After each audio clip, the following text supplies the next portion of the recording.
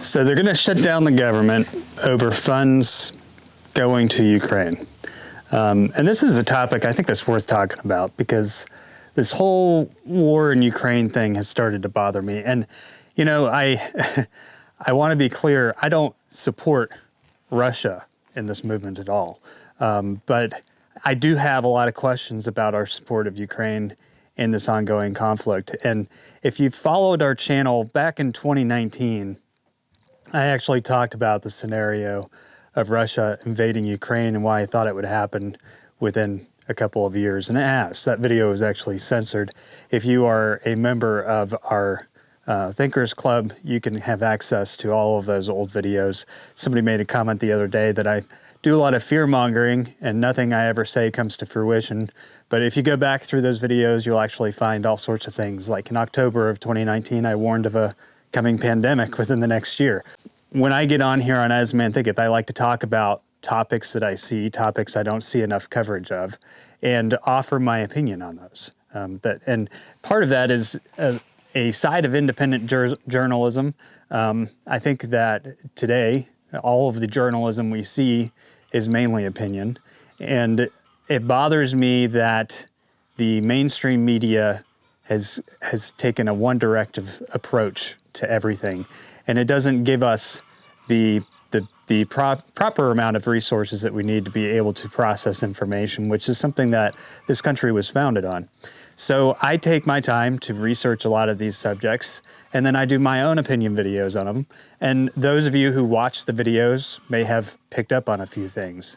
I also warned in 2019 of a global herd reduction in beef.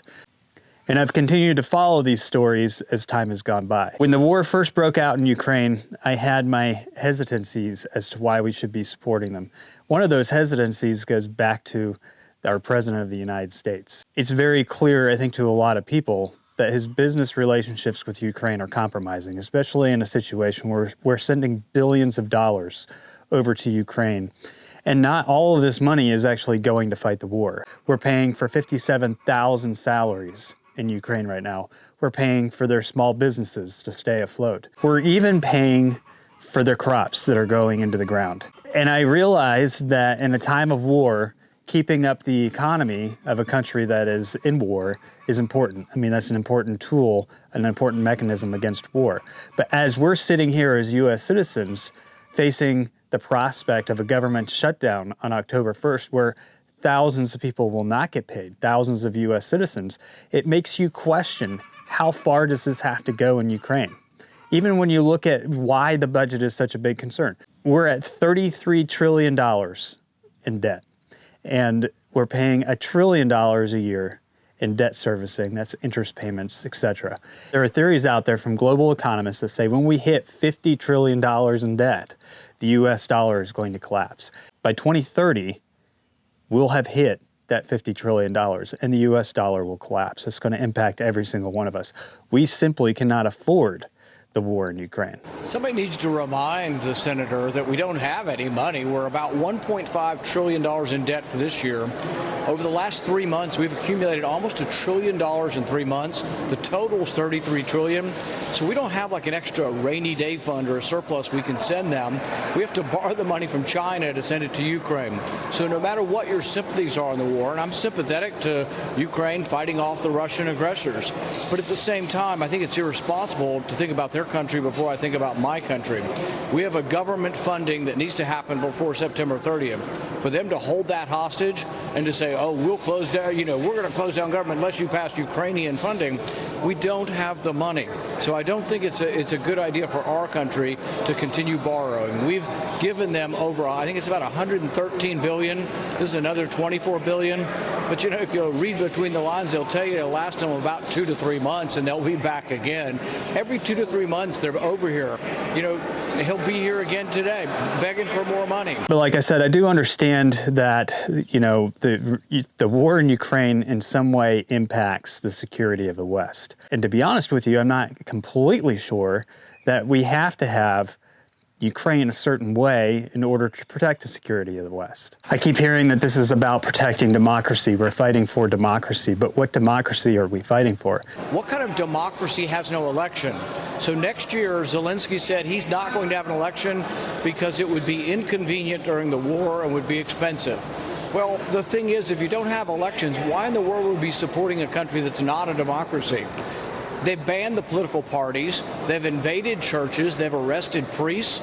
So, no, it isn't a democracy. It's a corrupt regime. And are the Russians any better? No, the Russians are worse. But at the same time, we don't always have to pick some side to be on. From the day that Zelensky took office, he started imprisoning his opponents. And I realize that we do that here in the U.S. as well. We imprison our opponents. We use our judicial system to put them in jail. That's not a good thing to brag about. In fact, it shouldn't be happening at all. But it is happening. We've turned into a banana republic over here. Well, they've been a banana republic in Ukraine. Part of me is starting to wonder if what we're seeing in Ukraine is an experiment, one big experiment. What if the war in and of itself, well, I'm sure Putin is fighting a war, but what if the West's utilization of that war has a different outcome? It seems like when Zelensky came over here to get financial support and try to address Congress before McCarthy basically rejected that, Ukraine was making terrible moves in their counteroffensive. They weren't getting anywhere, and then all of a sudden they had a few good strikes right before he came over to ask for more money.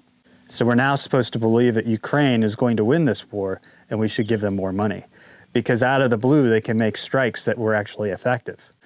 While Zelensky was in America, he also met with a bunch of private equity groups on rebuilding Ukraine. Rebuilding Ukraine into what is what I want to know. Zelensky's efforts in this are being led by a group called BlackRock.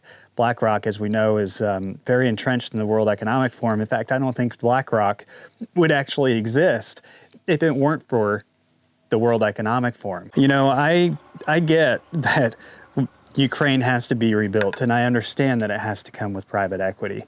But there just seems to be something fishy about everything that's going on. We're working on basically subsidizing an entire economy, subsidizing it through our own government shutdown. And then on top of that, we're already working on how we're going to rebuild Ukraine, where the investments are going to come from. In my personal opinion, Ukraine will cease to exist as an independent country after this war, whether it's controlled by the World Economic Forum, by the United States, by the UN, or some other entity, even Russia.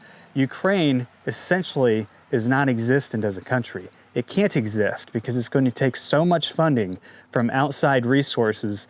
They will basically be under their control, which is why I think Zelensky canceled elections. I think that what they've found in Zelensky, and this is not to be offensive towards Zelensky, but I think they found a perfect puppet. Remember, Zelensky was kind of a funny man, a comedian, before he, rose from stardom into leading the country and imprisoning all those who opposed him. Zelensky has very little political background, and he's been able to lead his country in war against Russia. But the only way that he's been able to do that is by constantly asking for help from larger countries. And I'm not saying that somebody else could have done any better, but I am saying that I think that Zelensky's position is a compromised position, just like I think our own president's position in this whole shebang is a compromised position. What concerns me and should concern everybody else is the simple fact that they canceled elections. If elections in Ukraine are too expensive for them to operate, and we're sending billions of dollars over there, 25 billion of which has gone to non-military events, how much money would it actually cost to hold an election? And if our entire purpose is to protect democracy, shouldn't we be funding money? I mean, I would find it more worthwhile from an American standpoint to actually fund an election in Ukraine, to see what happens, to see where the Ukrainian people are on this, because it doesn't seem to me like they're being given a voice. And in fact, if they say anything against it, at all, in fact, even U.S. citizens, anybody who speaks out against the Ukrainian position on this war, the Ukrainian spokesperson came out and said that they would hunt down and, well, for a lack of better words, deal with those who oppose Ukraine. There is an American blogger and YouTuber named Gonzalo Lira, who has been in Ukraine since the start of the war. He has been critical of the Zelensky government. He's been questioning the narrative about Ukraine and Russia. He's been speaking out about the U.S. role there, about the falsehoods being disseminated by the Ukrainians, by the agents of Ukraine in the media. And he's twice been arrested. The last time he was arrested was a few months ago. The kind of SWAT team-looking soldiers from the Ukrainian military came with guns and obviously meant very serious business and arrested him. He hasn't been heard from since. And there's a lot of fear for the outcome of his well-being because Ukraine is under martial law. They've canceled elections. They've outlawed dissent. They've closed oppositional media outlets. They've closed opposition parties. Even before the Russian invasion in 2022, President Zelensky ordered opposition TV outlets closed. This is the Ukrainian democracy for which we're so nobly fighting. And I want you to take a listen to the person they've sent out to be their spokesperson, someone who they apparently think is an effective and likable spokesperson among people in the West for the Ukrainian cause. Russia hates the truth that their obsessive focus on a Ukrainian volunteer is simply allowing the light of the Ukrainian nation's honesty to shine brightly. Next week, the teeth of the Russian devils will gnash ever harder, and their rabid mouths will foam in uncontrollable frenzy as the world will see a favorite Kremlin propagandist pay for their crimes. And this puppet of Putin is only the first. Okay, so you notice they're not saying that somebody who helped the Russian military will pay for their crimes and gnash on the teeth of the devil. They're threatening specifically a Russian propagandist, what they're calling a Russian propagandist, which, as we know from that quote I just referenced from President Zelensky in The Economist, means anybody who questions the war, anybody who questions the accuracy of the claims of the Ukrainian government or who questions the war effort itself. That's what they mean by that. Listen to this deranged person make these threats in this way.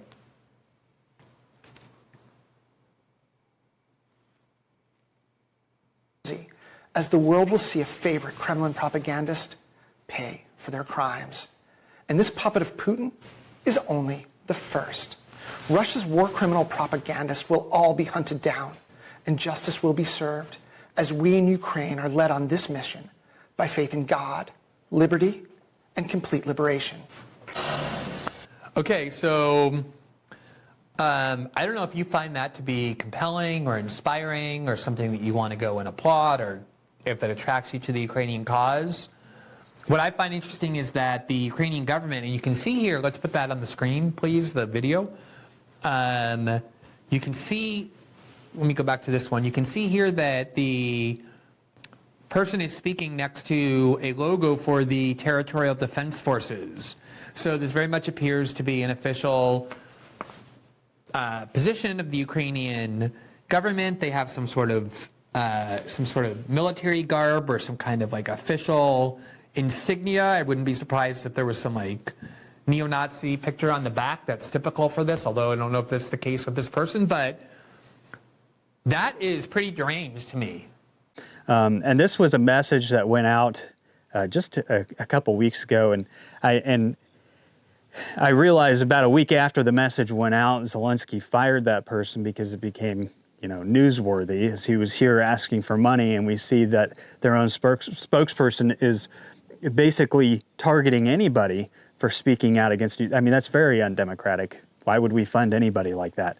There's something weird about Ukraine. There's something weird about the spokespersons for Ukraine. There's something weird about the rebuilding of Ukraine, the planning of the rebuilding of Ukraine before Ukraine is even finished with the war, before Ukraine has even shown hopes of winning the war.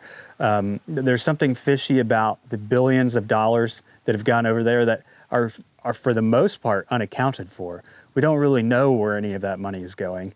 This isn't a democracy that we're supporting. A democracy isn't run without elections. A democracy isn't run with somebody who enjails their opponents.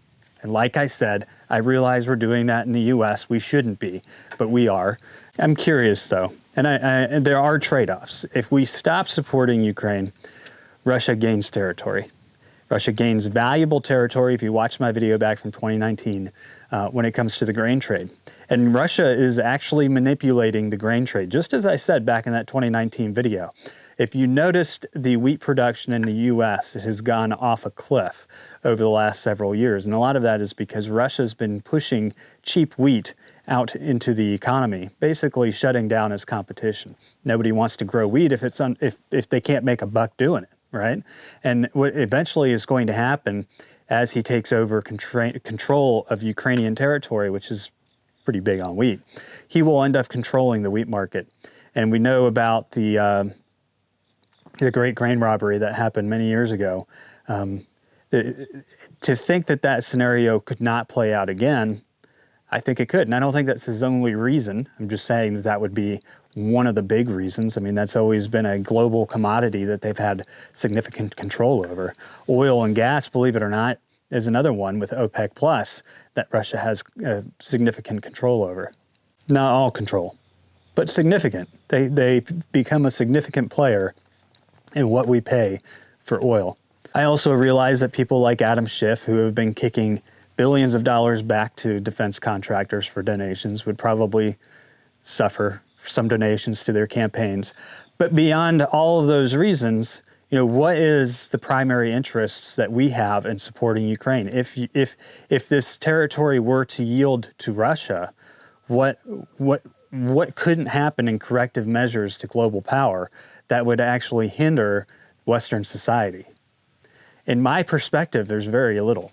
And I don't understand the defense that we're protecting a democracy when Ukraine is not a democracy. I don't understand that at all. I also don't understand why we're spending billions of dollars when our debt is going through the roof and our dollar is about to crash within the next several years. I mean, 2030 is not that far away. And I realize that they kind of want the dollar to collapse. If you guys pay attention to anything that goes on with these UN summits, and I'll do a video on that later. When one of their recent summits, everybody agreed to transition to a digital currency. It's going to be hard to pull Americans away from cash. So you would have to have a reason to get people to move away from cash, and collapsing the currency would be one of those ways. But my point is we can't, if you're coming from a sound mind, we can't continue to just throw blank checks at these things. The Ukrainian war could go on for a very long time. It could go on for many years.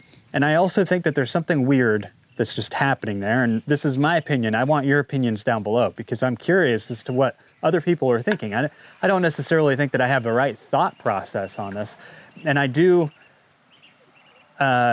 sympathize with the Ukrainian people. I sympathize with the fact that their democracy has been stolen from them and they're not having elections. But I'm curious as to what your thoughts are on this whole thing. And if I'm the only one that thinks that something fishy is going on with the rebuilding of this country, and what does that mean, and where will this country end up going? Who's going to own it? Who's going to control it? And like I said, I don't actually think that the Ukrainian people are in control of their own country right now. I personally do not think that Zelensky has that much control. I feel like he has to do so much groveling that it's almost like, he has a leash around his neck whether he realizes it or not. And that's the part that concerns me. And I think that at some point in time, we have to sit back and look at this thing and say, are we handling this situation the right way? What would be the right way to do it? In my opinion, the first thing we should do is, if they don't have enough money to fund elections, figure out where the Ukrainian people are on it, and then move forward from there. I mean, get rid of this censorship, this totalitarianism that's kind of taken over in this country, and figure out where the people actually are. Figure out what it is that they want, what they're willing to concede, and what steps they're willing to do to move forward. Because if it's not coming from them, and it's coming from outside influences that are, steering Ukraine's future in their own puppet direction, that brings bigger concern to me. And I'm going to talk a little bit more about that steering when I do an updated video on some of the UN summits that have been going on this past week and what it means for next year's UN summit. But the only preservation of democracy is giving people a voice.